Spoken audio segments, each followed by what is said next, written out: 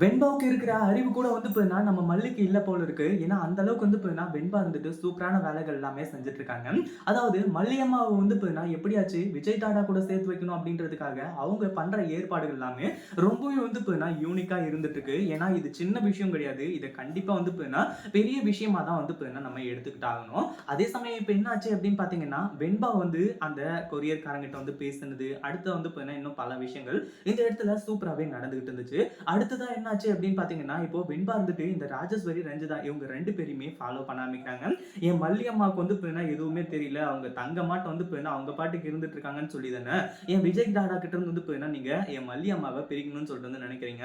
அப்படி இருக்கும்போது வந்து பார்த்தீங்கன்னா, கண்டிப்பா உங்கள நான் சும்மா விட போறது கிடையாது. நான் என்ன பண்ண போறேன், ஏது பண்ண போறேன் அப்படின்றத மட்டும் பொறுத்து இருந்து பாருங்க. அப்பதான் வந்து பார்த்தீங்கன்னா உங்களுக்கே தெரியும். என்ன வந்து பார்த்தீங்கன்னா சின்ன குழந்தைன்னு சொல்லிட்டு வந்து நினைச்சிட்டீங்களா? அப்படின்ற மாரி நினைச்சிட்டு இருக்காங்க. அதே மாதிரி இந்த ராஜேஸ்வரியும், ரஞ்சிதாவும் வந்துட்டு நம்ம வெண்பாவையும் வந்து பார்த்தீங்கன்னா, இனிமே மனசுல வச்சுக்கிட்டு தான் இனிமே என்ன பிளான் போட்டாலும் வந்து பார்த்தீங்கன்னா போடணும் அப்படின்னு சொல்லிட்டு வந்து வெறியோட வெயிட் பண்ணிட்டு இருக்காங்க.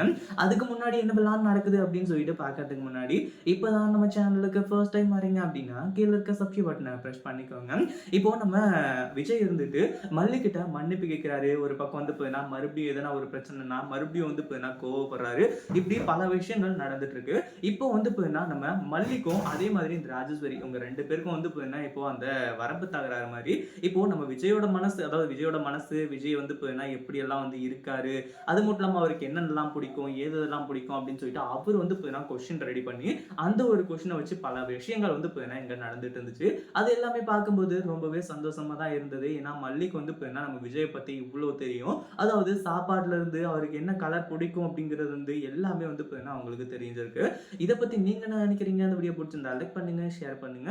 இப்பதான் நம்ம சேனலுக்கு ஃபர்ஸ்ட் டைம் வரீங்க அப்படின்னா, கீழ இருக்க சப்ஸ்கிரைப் பட்டன பிரஸ் பண்ணிக்கோங்க.